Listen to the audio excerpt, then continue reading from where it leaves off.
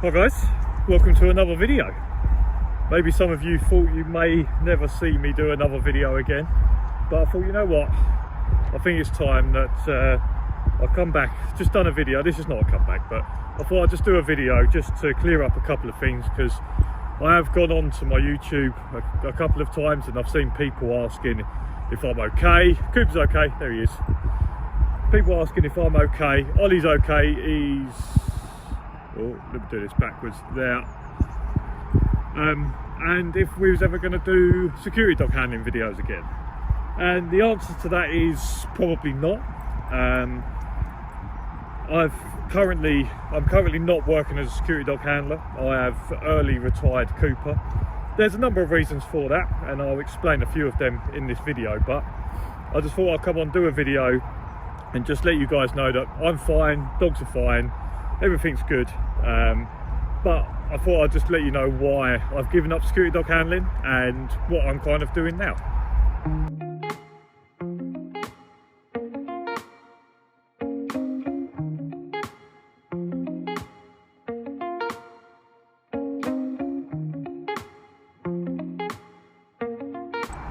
So one of the main reasons that I gave up security dog handling, I mean, I haven't videoed a YouTube video for security dog handling for about a year. I mean, some of the videos that I put out at the end of last year were ones that were Patreon and things like that. So it's probably been over a year since I've done my last YouTube video, or actually recorded one.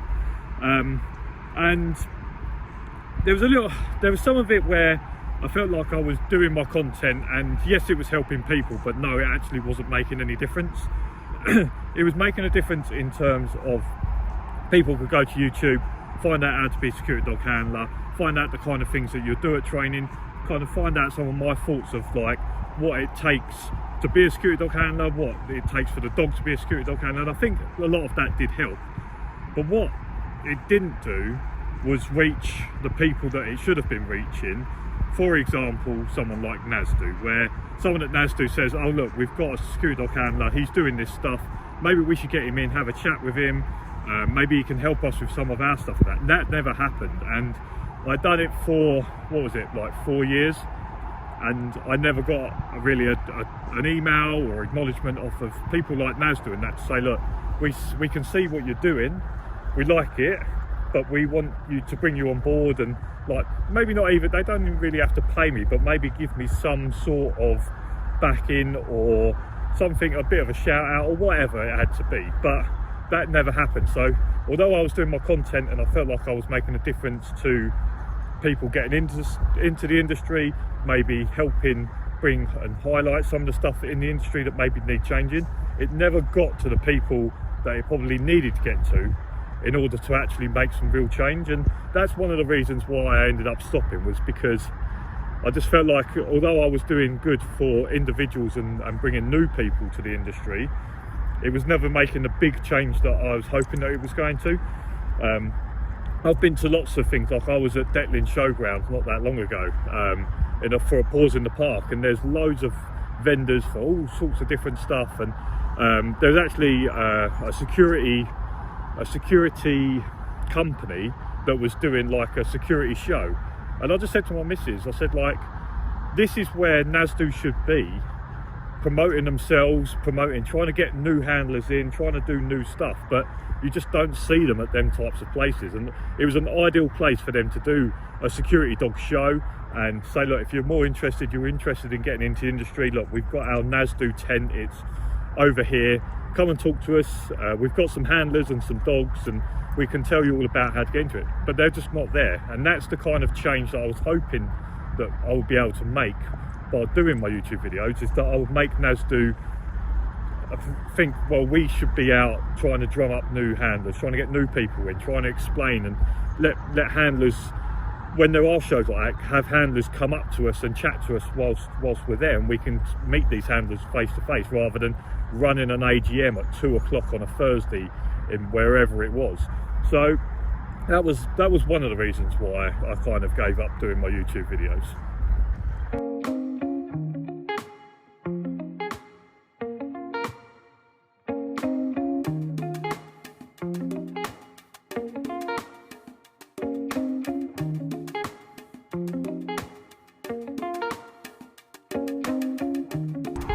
one of the other reasons that I gave up making my videos and that is I had a tough time sort of the back end of last year, the start of this year, going into sort of the middle. And some people may know, some people may not, but my sister had cancer, and the sort of the back end of last year, so this time last year, we knew that it was getting quite bad, and we knew it was terminal. And then what happened is that she started getting really ill at the start of this year, and unfortunately on the 2nd of June she actually passed away. So I had sort of a really tough time trying to deal with obviously my sister being really ill, and I had a real hard time obviously my sister passing away and things like that. And look, I was sitting on shifts and sort of just like crying the whole shift, and it wasn't a very nice place to be. So one of the reasons that I sort of gave it up is that I was really struggling about being on my own, being on a shift for like 12 hours. I found that really tough. But what it also done is it kind of, although I really love security dog handling, and it was something that when I was doing, I was really enjoying, there was a part of it where it does take you away from your wife, your family, and it makes you not around as much as possibly I needed to be. My mum has dementia as well, and my mum and dad, they've sold their house and moved quite recently as well. And one of the other reasons for giving up security dog handling was to make sure I was around for my dad and my mum. Because of my mum's illness, we never told her what happened to my sister, because she wouldn't remember, and then she would maybe keep finding out. So we kind of kept it away from my mum about what happened. But obviously for my dad, it's really tough for him, because obviously he's trying to deal with my mum, look after my mum, but then he's dealing with the loss of his daughter as well. And like one of the reasons that I just wanted to be around a little bit more, and doing like 5 12-hour shifts was not going to allow me to do that. And I felt like it was a time in my life where I needed to make sure I was around for more people. My wife, Ada, like, my sister was one of her best friends, and like, she knew my sister before she knew me, and I needed to be around for her as well, because again, like, she's trying to go through that. She has groups of friends, but they're more up in London. They're quite a way away, so I needed to be around a little bit more. So again, one of the reasons that I gave up security dog handling was to make sure I was around for my family during that time, because me being on a 12-hour shift 5-6 days a week wasn't allowing me to be there for them and be in the support.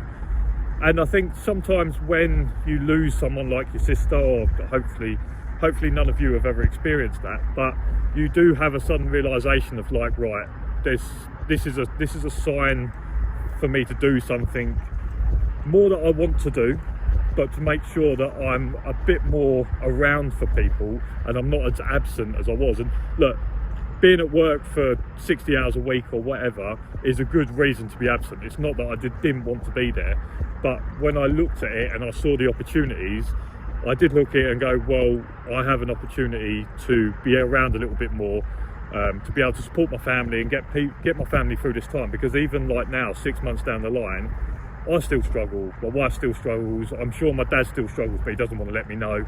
So I'm sure that everyone still struggles. So just being around and being able to do something, and being around for my mum a little bit more as well. Like, I've always popped in and seen my mum and that, but to make sure I'm around a little bit more going forwards was one of the other reasons why I decided that I needed to do something else. And probably the last big reason to why I gave up security dog handling, I think if you go all the way back to one of my first videos, you will hear me say that the reason that I got into security dog handling was that I could do something with him. So when it come to me COVID affecting my last job, I needed to get a new job. And because I was always around for him, I decided that I wanted to do something that me and him could do together. And that's the reason I got into security dog handling, because it was something that me and him could do, and we could go out to work and I wouldn't have to leave him at home and all that sort of stuff. If you go back to one of my first videos, you would hear me say that.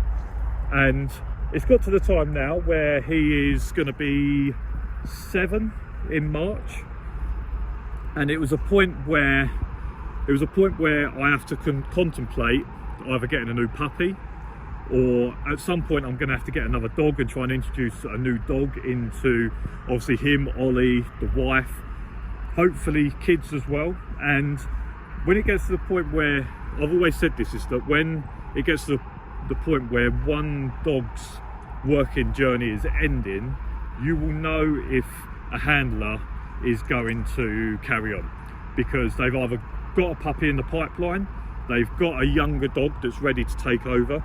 And I wasn't a fan of maybe having to, not rehome, but maybe getting a semi-trained dog and trying to introduce that into the household, because I didn't know if Cooper would really allow it. Cooper did allow Ollie, but obviously Ollie is a cocker and he doesn't see him as much of a threat. If I brought in a bigger dog, it would maybe be a little bit harder to introduce them and them to live together a bit better. So I was on the fence whether I really wanted to do that. And then, so the other option is to do a puppy, which I'm sure Cooper would allow into the family, because it's a puppy and it's smaller and it's not that threatening to him. But then I had to think about, well, I've already got 2 dogs. Cooper's probably still got another, hopefully, six years in him. Ollie's probably still got another 9 years. Do I really want to have a third dog, train it up for security again? Hopefully at some point we're going to have kids. So do I really want to have 3 dogs, maybe a kid or 2, be living in the house and that? And I thought, you know what, that's too much. So I decided that I didn't really want to go down that route. And look, I've always said that NASDO is a lifetime achievement. So when it comes to, if I need to come back to security, I just need to get a dog, get a team certificate. I've already got my handler certificate, which is a lifetime achievement. So it's not as if, like, if I don't do it now, I'm never going to be able to do it again. I will be able to do it again. But now is not the time for me to have 3 dogs when we're trying to start a family. And look, I don't think it was going to work. It's not something that I was wanting to do. And as I said, when I first decided that I wanted to get into this, or into security dog handling, it was so that I could go to work with him. So yeah, that was one of the other reasons. I just didn't want to add another dog. I didn't want to add a third dog into my life when trying to start a family, and it was going to be hard work potentially to have Cooper. I didn't want to get a semi-trained dog and then end up where I've got to introduce like a bigger dog into the family unit with Cooper and that, because maybe the other dog wouldn't take to Cooper, and maybe Cooper wouldn't take to him, and then you've got constant fighting going on. So yeah, that was one of the other reasons.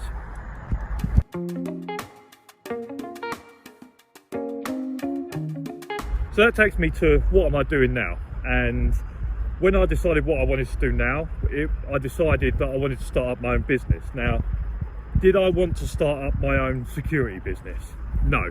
I worked for a security company, well, obviously as a security dog handler, but I also worked for a security company of my dad's, which was alarms and CCTV and that.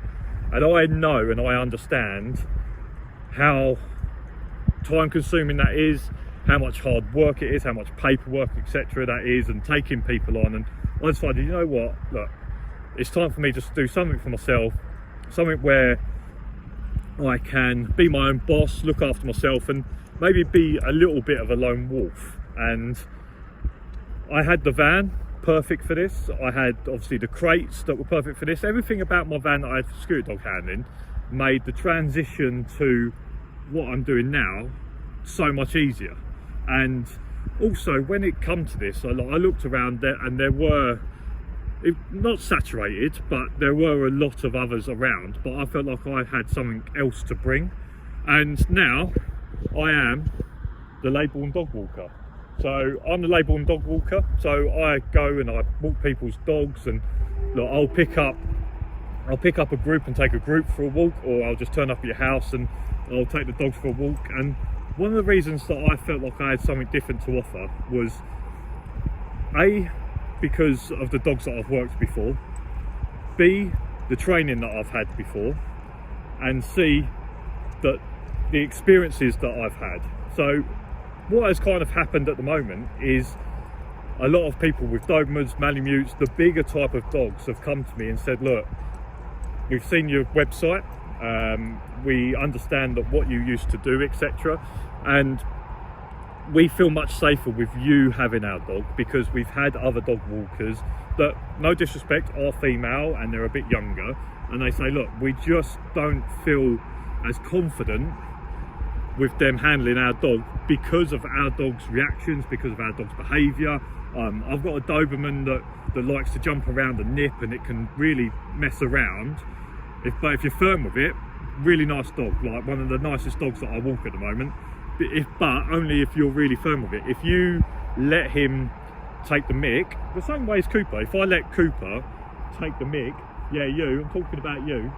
If I let Cooper take the mick with me, he will make my life hard work. But if I'm hard on him and I put him in his place and I make him understand where he's meant to be, lovely dog, absolutely great dog. So I always said as well, look, if I can get in front of people, I can explain this sort of stuff. And I think the customers that I've got, it got off to a really slow start. And at the start, I did sort of wonder, oh, how hard is this going to be able to break into? But I was always confident that if I got in front of people and started chatting, that I would be able to build a client base. And look, the clients that I've really got now, really lovely people. Everyone that I've got, really get along with. I've got no bad customers, and I've really enjoyed it so far. I go round and I've got my little routes. I've got sort of my little weekly plan at the moment. I've still got room to take more dogs on. I mean, you can never have too many dogs when you're doing this, but I need to maybe work on a little bit trying to group some dogs together to maybe earn a little bit more money on the hourly. But at the moment, I'm really enjoying what I'm doing. I'm really enjoying the customers that I've got. And like I say, I just started it up because I felt like I had something better to offer. I could be my own boss. I could be around for my family, for all the stuff that obviously we've been through, etc. And look, I'm not going to say it's been easy. There have been some times where I thought, look, if I don't start getting some dogs in soon, I maybe have to think about going back to security part-time. At the moment, I've got to a point where I don't need to go back to security, which is nice, because that's taken a little bit of worry out of my mind, that I was thinking, oh, maybe I'm going to have to go back. But one of the issues that I would have is that obviously if I went back to security during the week, I would have to give up the dogs that I've already got, and then that would make no sense, because then I'll be starting from scratch. So I've really had to sort of bite the bullet and say, right, I'm going to go for this. This is what I'm going to do. This is what I'm going to start. And like I say, it's built up over the last, so I started this September 1st, and I think for the first couple of weeks I had no dogs, and then for the rest of September, for like 2 weeks I had like one dog, and then the start of the next month I had like 2, then 3, and now I've got a decent client base where I can earn not enough money, but I can earn money where I'm like, okay, well, this is going somewhere. I can pay all my bills. I can contribute to the household as much as I need to. So there is still room for me to get dogs. I mean, it's Friday. I don't have any dogs on a Friday. I think there are obviously dogs out there that are signed up to other dog walkers, etc. But a lot of people work from home on a Friday, so I don't have any dogs on a Friday. But that then does allow me to bring my dogs out to this private field that cost me a tenner for 50 minutes, and I can just be with my dogs, and it's quite a nice ending to the week. But Mondays and Thursdays, I've got room in the mornings and in the afternoons, busy around lunchtime. But so that's Monday and Thursday. Tuesday and Wednesdays are my best days. People obviously, I know that my wife, Wednesdays is a day where everyone has to be in the office. No one can work from home on a Wednesday. So there are, I think Tuesday and Wednesday, that's a lot for other people. So they're my busy days. Like Monday and Thursday I have dogs. Fridays I have nothing, but that does mean that I can come and spend some time with my dogs in the morning. And like today, I've got a dentist appointment, I've got a haircut, and I can book that kind of stuff. When I was working security, I could never book anything. Like I could never book a dentist appointment, because I'll be working, and then by the time I finish work they've shut, or I'll be at work before they open. So it has been quite nice as well that when I've transitioned into this, that I can sort of pre-plan some stuff ahead. But yeah, that's kind of what I'm doing now. So I just wanted to do a video and just explain to you, look, I'm not going to be making security dog handling videos. I probably will go through comments and reply back to comments, but obviously I'm not as in the loop as I was last year and things like that. So just letting you guys know, look, I'm fine, the dogs are fine. Look, we've gone through a rough time. It's something that I just needed to do to make sure I'm around for family. But as I also said, that the reason I got into this, the reason I got into security dog handling was so that I could work with Cooper. And Cooper's time of working isn't at the end. He is taking an early retirement, but it was coming to an end, and I obviously needed to do something a bit different. So this is what I'm doing now. I'm really enjoying it. If you guys are interested in dog walking videos, then maybe I can make some, depending on how this video goes down, to whether I make any more videos. But as for now, I'll see you again next time. I don't know what it'll be about, but I hope you're all good. Look after yourselves. See you later. Bye.